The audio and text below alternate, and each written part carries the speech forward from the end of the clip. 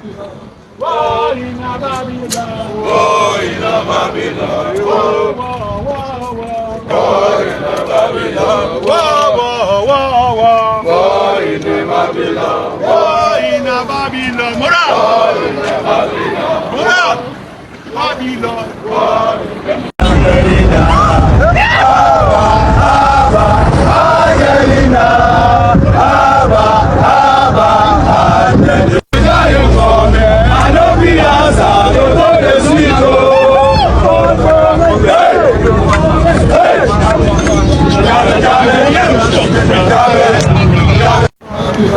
War in a Babylon. War in a Babylon. War, war, war, war. War in a Babylon. War, war, war, war. War in a Babylon. War in a Babylon. Moral. War in a Babylon. Babylon. Wait, you. Did I just hear that the Nigerian police are planning to go out to protest? Did I just hear that right? Hey! Wonder shall never end in Nigeria.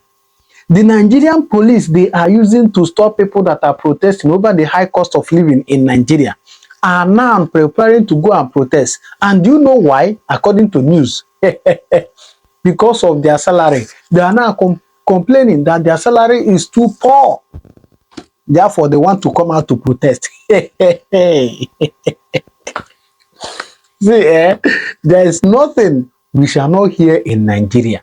Please, my dear brothers and sisters, join me. Let us listen to what, and you know what? Sowore is the person who is actually advocating for this. So please join me, because Sowore was interviewed on TVC, I think, and he said that they are planning to protest, and he said all the plans they have at hand. So please join me to watch this video. Then you do well to drop your comment on the comment section. What do you have to tell the Nigerian police for planning to come out to protest over their low salary in Nigeria? I thought everything was going well with them. Anyway, please, let's watch it. Then you do well to drop your comment, please. Morning, Mr. Sowore. I know that you're not new to protests, right? And it's almost mind-blowing to see how effective you are when it comes to agitations like this. You are almost every day on the streets fighting for one cause or the other. But why is this one important to you? And what is the goal really for police officers? Because some have said they've seen you come under, some sort of, well, I call it brutality, whether mild or otherwise, from some erring officers, and you've recorded some of those things. But this is you now fighting for the same police officers. So what has inspired you to do this, and what is the goal?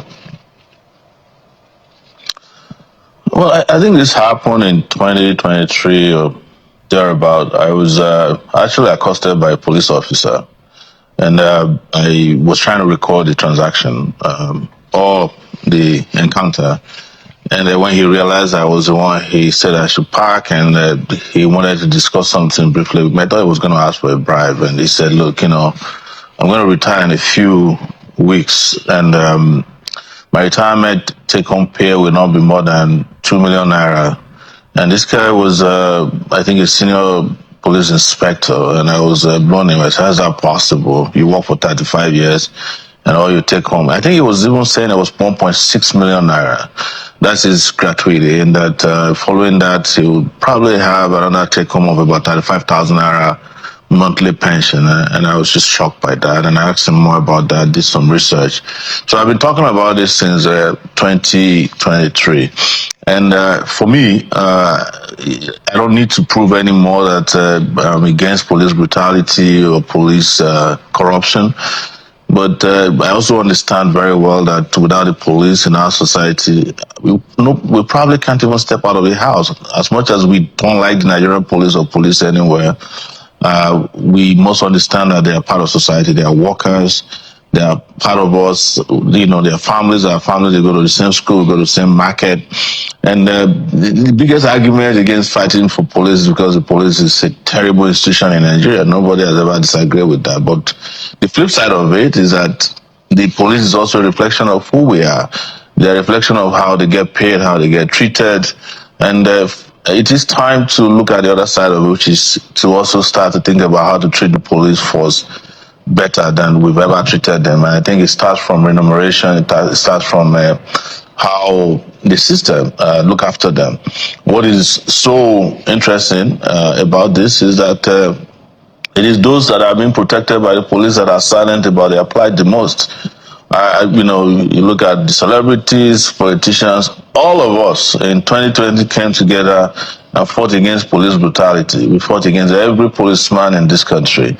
And we got some results, good and bad from it. But now, nobody seems to be talking about their plight. And their plight is very central to who they are, how they perform their duties in society, and how they also see the rest of society. So the society has been very harsh towards the police, and I'm one of them. I've been very harsh towards the police. I'm still very harsh towards police corruption, brutality, and malfeasance. But I'm also a person of conscience who has looked at it and said, maybe we have a duty once in our lifetime to side with the police, ensuring that they get better conditions of service, and we support them until they get there. So that's the reason why I got involved with this current struggle for police well-being and welfare. So what is the goal for you? I saw you put up a post. They mustn't earn below 300,000 to 500,000. Is that really the goal? And do you see that as being feasible for the government or the budget to accommodate that? Yes, it is feasible. In the course of doing this, I did some research, even up to last night, and found out that contrary to what you hear in the public domain, we do not have more than 220,000 or 250,000 police officers across Nigeria, even though they parade number of 350,000. But in reality, most of the police officers that you hear in those statistics and big numbers are ghost workers. But that's not the issue. The issue is that if a policeman is going to carry a gun and protect a bank, there's no reason why he should not be paid as well as the banker that is protecting.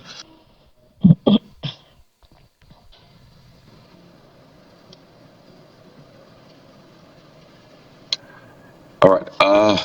We'll reconnect with Mr. Shore because it's an important point being made there. In fact, it's not just those they protect, the kind of ammunition they get. You're giving them an AK-47 that costs thousands of dollars. But more importantly, that AK-47 can take a life that you can't put a cost to in that sense. I think it only makes sense to do right by that. And I believe that Jeffrey has also made that point before at some time on the program about how much it costs to manufacture those weapons, how much it costs to ship those weapons, and then the weapons are handed over to those who will manage them, and those who are managing them are insignificantly, remunerated. It's just an unfair irony, of life and disposition at, executing most of the time government policies that we find it difficult to understand.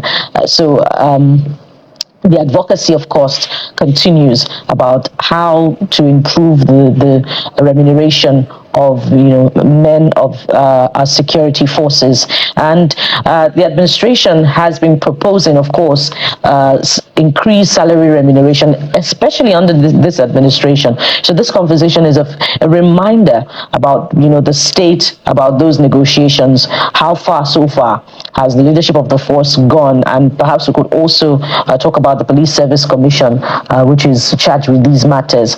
How far so far with the discussions as far as improved remuneration for the police? How far has it gone? What's the state, and what's the benchmark? Jeffrey. For me, it's beyond just the police. Anybody who is bearing arm in Nigeria, anybody who is responsible to protect lives and property, who will equip one way or the other, I think the least we can do for them is to make sure we protect them. The only protection we give to those who protect us is to properly take care of their welfare.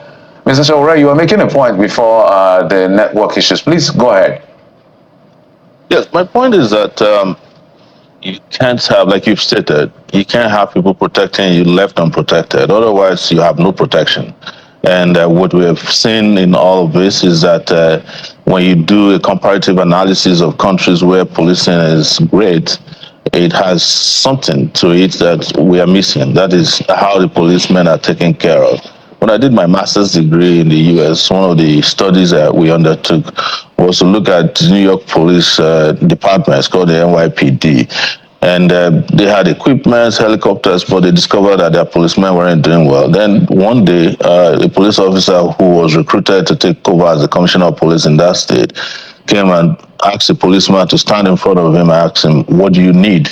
And they did their own research, they did their estimates, costing, and discovered that an average policeman need a pistol, they need 2 great pair of uniforms, they need life insurance, and then they need a great salary. And they increased it, and immediately they saw an immediate rise in police effectiveness. They saw almost a total eradication of violent crimes in New York City, and that was how the NYPD became one of the best at that time. So this is what we're asking the people of Nigeria to do. I'm not asking the police authorities, because the problem is that there's a disparity between police officers and the rank and file. I'm talking about the top management. Those ones don't see all of this. They see policemen as part of the problem of society, because they're there, they're well paid, they were well remunerated. They're like politicians, most of them make up to 50 million naira per day, whichever way you want to look at it, which is from corruption. They have to provide these policemen to go and protect their friends in the the political elite and the economic class. So they don't care. But we're concerned about the people who are really doing the work. And it is time for us to just be on their side, ensure that they're well paid, they are well remunerated, and then when they are no longer in service, they don't become paupers. We don't ship poverty to people who are supposed to protect us. We don't keep them in poverty. You made a very strong point about this not being a police issue. Since we started the campaign, there's been a lot of people from the civil defense, DSS, even army people, all of them are saying, well, we're going through the same thing. So, but our point is, the police has come out at this time. Nothing stops you from coming out at the same time. We saw the problem all at once. There is no reason why we have this kind of income disparity or revenue disparity between those people the policemen are protecting and the policemen that are protecting them. I mentioned earlier that an average senator takes home 30 million naira per month. But the senator can't leave home except they're accompanied by the police. So why is it that senators are taking home 30 million per month and the policeman can't earn 500,000 naira per month? And what is 500,000 really? Maybe about $300 a month. That is what some people earn in a day, somewhere else, not in Nigeria. But the interesting thing about it is that there's a police pension limited, a company that manages their pension. The pension company, an average worker there makes about $1 million naira per month. That's the least that they make. And the people whose pension they are managing are dying of poverty. Sometimes you just wake up in this country and wonder if anybody is thinking, or if it makes sense at all, that people just wake up and don't want to do anything about the most basic things about how the country is run. And for me, it's not just the police. I've talked about teachers before. This was my motivation in 2019 for proposing 100,000 naira in minimum wage. Yes, policemen are carrying arms, but there's no policeman that probably can become a policeman without a teacher.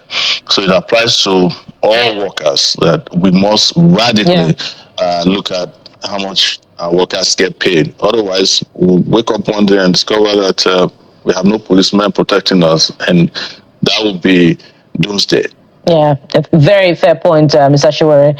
We've looked at the valid arguments. Now let's look at what may be the problem. Like most institutions in the country and in many countries of the world, they're intolerant to dissent.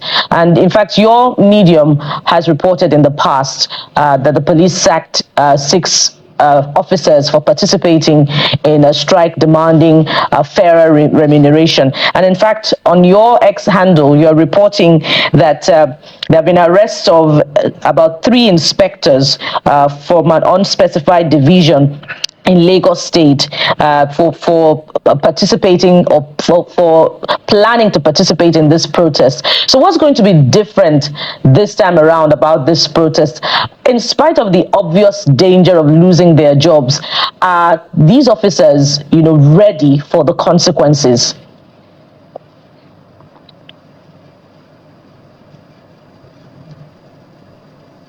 Quiet and silent but effective organizing.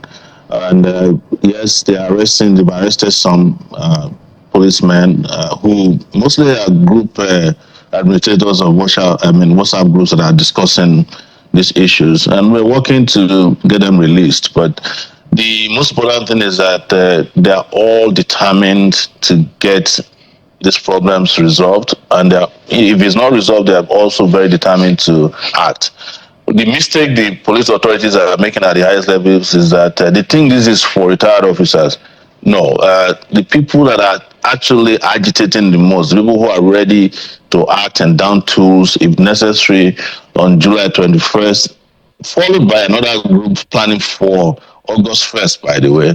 They are mostly serving policemen, and they're ready. They are very willing and ready to take the consequences. You see, most of them have said this, and I believe it, that what they are being paid now is as good as being unemployed, considering the amount of risk they take. I mean, how do you serve for 35 years and your pension is 35,000 naira at the end of the month? What do you do with it? Buy a recharge card with it? How do you serve a country for 35 years and your monthly salary is highest 57,000, maybe 140,000, depending on your rank? How do you survive in a country where inflation rate is at 24%, where you have to pay school fees of your children, you have to treat yourself if you are sick, and you no longer have any of those facilities and amenities and also incentives that are there to help police. There's no police clinic where you can go take treatment. Maybe there's one, maybe it's just an empty building. You don't have a police pharmacy where you can buy drugs. They have a police cooperative society, but it's also been hijacked by those who are powerful and connected and probably corrupt. But what is interesting about this, I should mention, is that there are already some victories. For example, the police officer whose video went viral saying that he was being paid 2 million, I think it was an ASP or so. They suddenly discovered, the pension people suddenly discovered that they have 5 million naira in his account, in his RSA account. So, and they have asked him to come and collect it. So it has started. But now we're speaking directly to the policemen, rank and file, that please do not give up, do not backtrack. I know that they will threaten you that the people who did a strike or tried to plan a strike in 2003 weren't only arrested or sent, some of them were killed by the Obasanjo regime. But we live in a different era now, and people are very conscious, awake, and aware, and nobody is going to allow anybody to trample upon your rights without the public coming to your aid. And this time around, it's not just the police. We are mobilizing the Nigerian people to fight for the police, because for our entire time we'll be fighting against the police. This is the time to fight for them. And this, by the way, doesn't stop us from fighting against them whenever we notice infractions in their actions and inactions. Mr. Shorad, I think every Nigerian with conscience is in this with you. When we started the show, as soon as they said police welfare, I said because there are so many positives to paying people who are armed better. But maybe walk us through the modalities. Is it a one-day strike? Is it a protest? Is it a 2-day protest? How many places is it going to take place? Maybe how do you want to generate critical mass so get that level of impact? And how far-reaching? Because you mentioned something important. So besides their salaries being increased, there has to be other things that will be put in place or should be put in place to make sure that out-of-pocket spending is quite limited for them. I think they don't pay taxes. I mean, in terms of their health care and all of those things, we even talk about the issue of having body cam is both good for the policeman so that people can lie against them, and also for citizens so that the police cannot lie against citizens. So how long? Just the modalities. Well, the strike is supposed to start, as I mentioned, on July 21st. The date was chosen by the police by themselves. It wasn't even my own proposal. We were just contacted because they saw that I've been involved in agitating for police welfare, and but that's the starting point. And the modalities for policemen to down tools on that. When I say tools, we're not saying don't wear your uniform, but don't just work. And our proposal, which a lot of them are considering, is to withdraw their services, especially from the big men who are supposed to make this decision.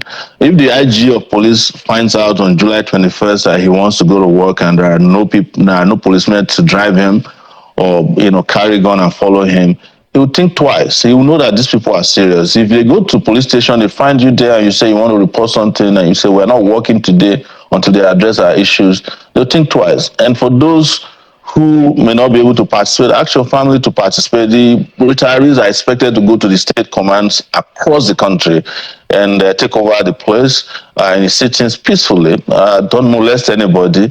And the ones that want to come to Abuja, they will go to the headquarters of the police force.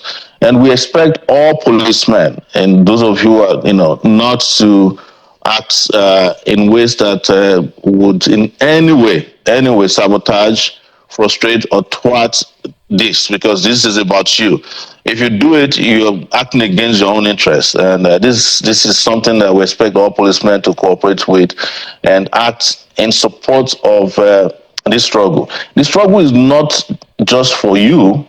It's about the future of your children. It's about the time you're retired and you no longer have the capacity to do things you are good at doing now. We want you to not have to suffer, but not just suffering during the time. We don't want you to suffer while you are actively protecting your nation and serving your nation. That is our proposal, but there will be more, and we hope the media also will get onto this. I think we should make this something we are all committed to at all levels, because when we wanted to fight the police in 2020, everybody was involved. I'm talking about NSAS. So now that we're fighting for them, I think everybody should be involved. And I'm using this opportunity to call on celebrities, the people who have influence on society, who themselves enjoy enormous police protection, not to keep quiet and not to be silent about the condition of these policemen. I know the ones that are accompanying celebrities get better pay, they get incentives, but at the end of the day, it's important that you all step out for the police. This is one moment, one in a lifetime opportunity that we have to show police appreciation. We don't need to wait until they die before we show them appreciation. And we can use this as an opportunity to renew our contract with policing. And so while we do this for you, we also want the police to be totally revamped. And, in terms of equipment, remuneration, in terms of conduct, behavior, training, at all levels. And we want the police to be purged of very terrible characters as well. But for now, it is the time for this police time. Indeed, and I think the countdown is on. You had put up a wireless message, which appears as though it's a message to thwart that protest being organized by you. In fact, it says a peaceful protest, so we'll see how that plays out. But there's no how we'll have a conversation with you, the leader of the AAC, a presidential candidate, without getting a feel of at least of your perspective on the political situation in the country. I know you've spoken about the coalition and what you think about them. You've listed the names of the members of a coalition and what you think about it. But you seem to agree, at least with the coalition, on the fact that something needs to give when it comes to governance in the country. So if you are to give a condition, a set of rules to the coalition or a group of politicians who may want to work with you, maybe they've seen your pedigree and the work you've done, they say, this is a great man to have on our team. What will those conditions be, Mr. Shore? For me, the issue of the coalition is a personal issue, to some extent. Of course, there's also a general issue about governance and about politics. But there are just too many people in the coalition that you had mentioned that I can't even sit across the table from, personally, without being tempted to act out of my own personal character. So that's the issue. I cannot ignore those things. I can't ignore so many of the people in the coalition who have done Nigerians dirty, who have done what is regarded as evil. People who we know have no conscience, they have no character, they have no pedigree. There's no amount of conditions you can give to them that will make them wash their ways, or change the way they have behaved or the way they used to behave. These are typically people whose way of life is doing evil, doing bad, being corrupt, shortchanging the public, being selfish. So there's no condition that is available for them. The only conditions I have are those ones that will help me help the Nigerian people, those of us who want the country to be saved, both from the people who are ruling the country and the ruling party, and those who are planning to come and pounce on the Nigerian people. These people have all sat at one time or the other. You know their story. I've documented. Why problem different is that I have documented their lifestyles. I've documented their ways of doing things. I've documented the capacity, and come to the conclusion based on empirical evidence that any country that's leaving the current ruling party and hands its future into the hands of members of the coalition you are mentioning, that country or those kind of people are only moving from destruction to perdition. There's no other way to describe it. So, but like I've always stated, there are enough good people in Nigeria. Even when you look at the voter roll, to make a difference, there are enough people. Over 60 million people have never voted before, or have voted, their votes not been counted. There are young people, there are vibrant people, there are brilliant people. The country cannot be discussing some of its worst characters perpetually. We can't keep giving airtime to people who have demonstrated that they have nothing to give you. There's nothing to present. There's nothing to do. We can't keep giving them airtime. Right. And these are characters that have moved from political party to political party and coalitions. At the end of the day, you are going to end up with the same people who were governors for 8 years, stole, destroyed. You are going to end up with the same people who were murderers yesterday, who were corrupt people yesterday. You know them, you see them. There's no point doing this to ourselves. Mr. Shore, I know your position has been clear time and again, but some would say, particularly those in the group, that's character assassination. Which court has convicted me of some of these things you're saying and all of that? But I know that this is an ongoing conversation and you do not mince words when you speak to these issues. But we have to thank you so much, Mr. Amoyele Sowore. Clearly, we'll be having you back in the coming days and weeks to speak to issues of politics, governance, and of course, human rights issues. So we're speaking with the presidential candidate of the AAC in the 2023 election and the leader of the AAC, Mr. Amoyele Sowore, who's also publisher of our reporters. Thank you for your time, sir. Thank you. Good morning. Oh, he's spoken a lot about the coalition. But up next, we have a member of the coalition joining us on the show. He's a former leader in the APC, now in the coalition. Just wait to find out who the person is. Stay with us. That is the price you pay for treachery. That is the price you will continue to pay until you rise up and say, enough is enough. It is up to you to do it. You did it during NSAS. You can do it again. Can you imagine Fulani people telling you, if you remove Fulanis from Yoruba forest, imagine Fulani telling you, if you remove them from your ancestral lands, there will be war, and you are panicking. And you have not asked yourself, why are they not saying the same thing about the East? Why did they not say to Eastern Security Network? Why did they not say to me, if you don't stop evacuating Fulani terrorists from the forest, there will be war? Because they know, they understand psychologically that you don't have what it takes to resist them. Your lives are being taken away from you. Your forests are being occupied. Your mothers are being raped. Your daughters are being abducted. And the whole national government, presidency, is supporting such people. And you're telling me that Nigeria is viably sustainable. Is that what you're telling me? That somehow this contraption is sustainable, it is viable. It can never be. Because the more you stay in one Nigeria, the more you are inviting the Fulanis to take over your ancestral lands, to take over your villages, and to make life a misery for you. That is the end game. That is the outcome. If you doubt me, go and do a bit of research. Ask yourself, who are the Hausa people? Who are the Nupe people? Who are the Bachama people? All of these people were steamrolled by the Fulani march to the Atlantic Ocean. And now they're in Yoruba land. They're in their forests. They are in their forests. And who is going to drive them away from there? If not the Yoruba youths. Forget about your useless governors. Your elders are very strong. I love Yoruba elders. The way they behave, the way they talk. Very, very strong. They said they support Agredolu. This is the governor of Ondo State. They support him in what he's doing.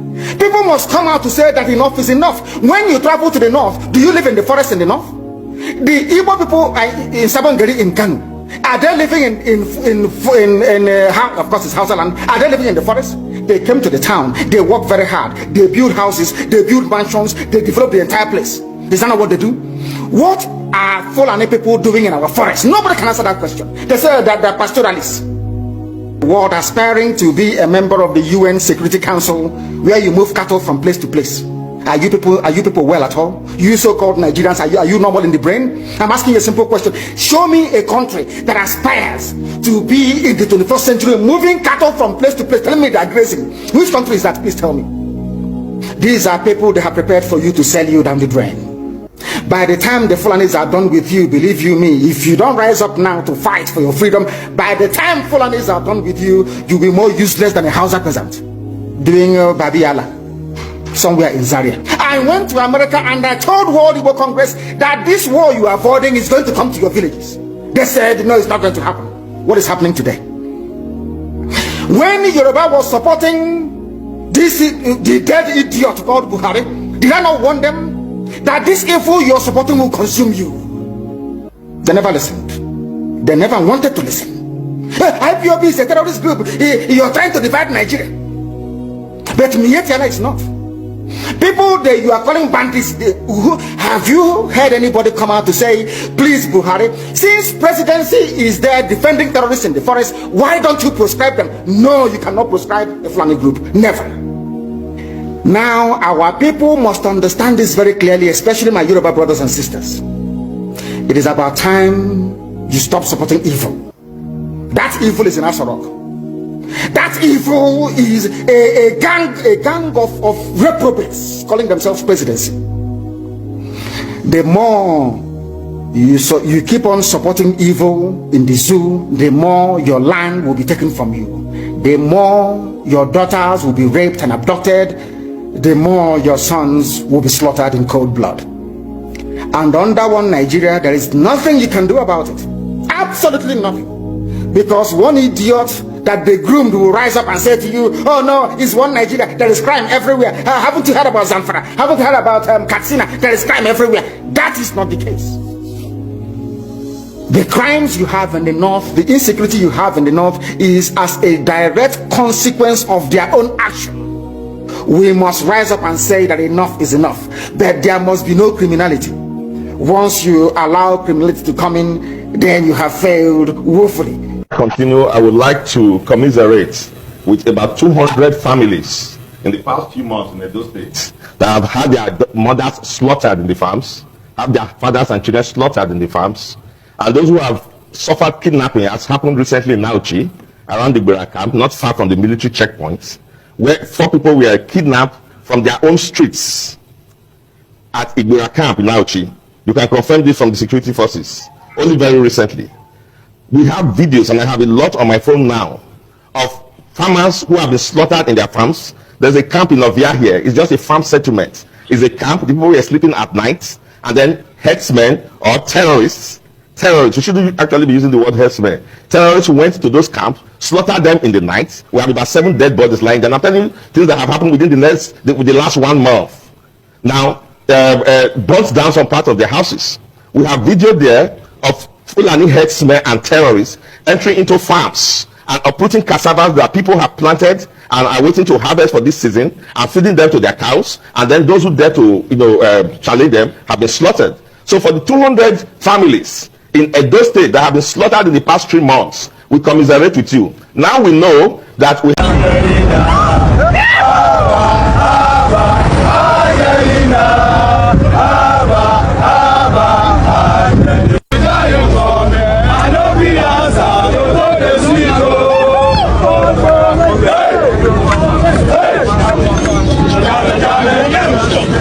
Yeah.